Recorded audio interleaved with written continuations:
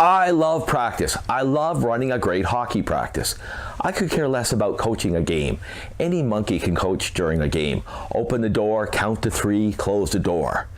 But you'll never see a monkey run a great hockey practice, no matter how hard Steve and War tried. No, you need to have a little time, a little effort, and this is where the kids learn the game, and more importantly, where they have fun and learn to love hockey the way that we do. We have some great ideas for you, and here we go. Now in our league, we have a shortage of ice. So what we end up having to do is 2 teams have to share the ice together. But sharing really isn't the right word, because this is what we actually do. One team goes down to one end of the rink, the other team goes down to the other end of the rink, and they stay separate. You can see all the wasted ice down the center. The coaches basically build a wall right down the middle. You stay on your side, we stay on our side, and the result is the coaches don't have enough room to run great drills, and the players don't have enough room to get a lot of great skating in. This is a better way to do it. Pull both teams together, 1 and 2 together, give them the entire rink. Now the kids have 16,000 square feet of ice to work with. The coaches can run some great drills that take the full ice. A great practice starts a long time before you get anywhere near the rink. First step, create the plan. And we've created a plan for you. Second, share the plan. Email it to your own coaches, to the coaches on the other team. Print it out, hand it out to your assistants. Tape it up on the dressing room wall so all the kids can see the plan before you even go on the ice. Next, prepare your materials. What's worse than a coach getting to the rink and having no pylons or no pucks? Fourthly, plan out you're going to delegate. A great coach does almost nothing. He lets one assistant do one job, another assistant do another job, and he sits back and manages. The one thing a great coach does is manage the time. And you have to be ruthless about this, because coaches, assistant coaches, are notorious for wanting more time for this and more time for that. And you need to ensure you're going to have time at the end of practice for a fun game. Here is your practice plan, and it couldn't be simpler. Just look at the plan and look at the clock. When the clock says 0, you blow the whistle, you're on the ice. The kids have 2 minutes to warm up, and your coaches have 2 minutes to set together the first set of pylons. At 02, you blow the whistle, the kids line up, they start the first drill. At 12 minutes, you blow the whistle again. The kids get 1 minute for water while your coaches are setting up the pylons for the next drill. At 22, same thing. Blow the whistle. The kids get a drink of water. Your coaches set up the next pylon. At 42, you blow the whistle. You have the kids pick up all the pucks, all the pylons, and then you start your cross-ice games. It's important that you blow the whistle right on time. If you lose 1 or 2 minutes with each drill, you're not going to have time at the end of practice for fun games. If you were driving the Timbuk2, it wouldn't matter what kind of car you had or what kind of gas you put in it. The main thing you would need is a map, or you're never going to get to Timbuk2.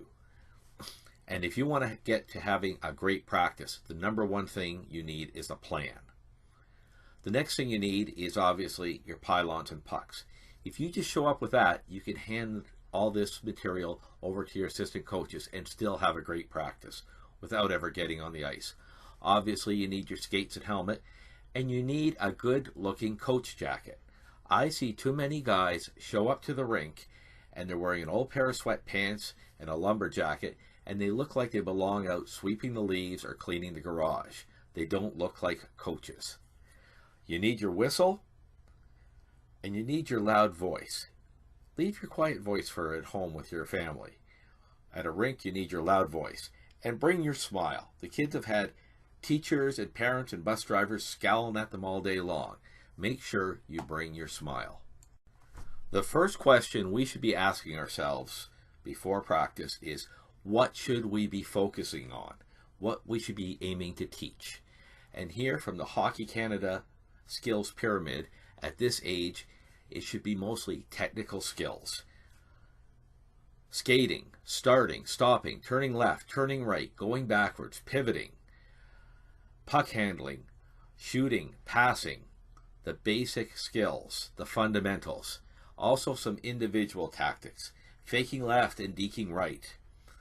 Those kind of basics. That's where we should be aiming all our time and energy at. Not at positional play, not at power plays, not at special teams, but at the fundamentals. One problem with a lot of drills that coaches run is the kids start at one end of the ice, skate down to the other end, and stop and wait for everybody else to get there. And when they're sitting there waiting, they're getting bored and they're not learning, they're not working on anything. So what we want you to do is try and run all your drills as a loop, as a big circle. So the kids go through the circle, back to the starting point, and they can keep going. And every time they go through, you try and vary it a bit. They go forwards, they go backwards, they take pucks, they don't take pucks. Maybe they'll pivot halfway through, go halfway forwards, halfway backwards. And that way it keeps it fresh every time they go through. This is a great drill to start your practice off with. And first of all, you'll notice the kids are going to do left turns, right turns, left turns, right turns. They're going to go through pylons. Every time they go through, you can vary it a bit. They can go forwards, they can go backwards, with pucks, without pucks. A great thing to do is have them pivot so they're always facing one end of the rink, going forwards and backwards. Then they finish by zigzagging through the pylons, and they end up where they started. So they can continue going loop after loop through this drill. And don't worry about the faster kids passing the slower kids. That happens in hockey. The main thing is to keep the kids moving, keep it as a nice, long, fluid loop. Here's another wonderful drill. They go down the 4 lanes, and every time they go through, you can vary it. You can have full stops at every blue line. You can have them do pivots at every blue line. They can do it with pucks, without pucks. They can go forwards one direction, backwards the other direction.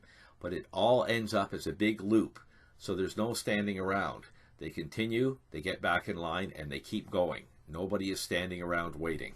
This is a wonderful drill because it's exactly what a kid would do in a real game. He gets the puck in the corner, he skates down the ice as fast as he can towards their end and shoots on their net. And then he gets back in line and continues. It's a big loop. And you can put variances here. You can put out some pylons, so he has to go around the pylons on the way down. You can put a passive defenseman there, possibly a coach that he has to go around, and you can keep varying it. But the main thing is it's a continuous loop, and it's a very realistic drill that you will see kids, after they've done this a few times, start doing this in game. Hopefully you'll notice 2 things about this drill. First of all, the pylons are exactly the same. That saves you a lot of time. If you can go from one drill to the next with minimum changing of the pylons and changing of the setups, it's going to save a lot of time and let the drills flow a lot better. Secondly, the kids are doing almost the exact same thing as the drill before, except now they're going to pass the puck back and forth. And you can add a lot of variances to this. You can tell them to make as many passes as possible before they shoot. Or you can tell them to make sure they only make one good pass. Or you could throw in some coaches as passive defensemen that they have to go around. The main thing is this is a very game realistic drill. This is something they will actually use in a game where they go down the length of the ice and try and work together to get a shot on the other net. As the season goes on, change the drills, but not too often. Ideally, you want the kids to be familiar enough with the drills so they can go at them full speed, at game speed. You don't want them having to think and hesitate too much because you're changing the drills too often. The most important thing is to finish every practice with 8 minutes of fun. Now, one mistake a lot of coaches are doing is they are having full ice scrimmages. 20 kids are sitting on the bench getting bored, and in 8 minutes of scrimmages, most kids will only get 2 minutes of on-ice time where they're working on the fundamentals that we want. Skating, stick handling, puck handling, working on little battles. What we would like you to do instead is this. Set up 3 mini cross-ice games. This way every kid is going to be on the ice. They're all going to have fun. They're all going to be dead tired when practice is over. And kids who all season long never get to score a goal are going to get to score goals. They're going to get to do shots on net. Kids who aren't as fast, they're not so far behind, and they get a chance to catch up to the other kids. This is pure fun. It's a little bit of chaos, no doubt about it, but it is pure fun. Hockey is a great game, so let's go out there and have some great practices so the kids will learn to love this game the way that we do. So go have fun. If you need more drills, you know where to find them.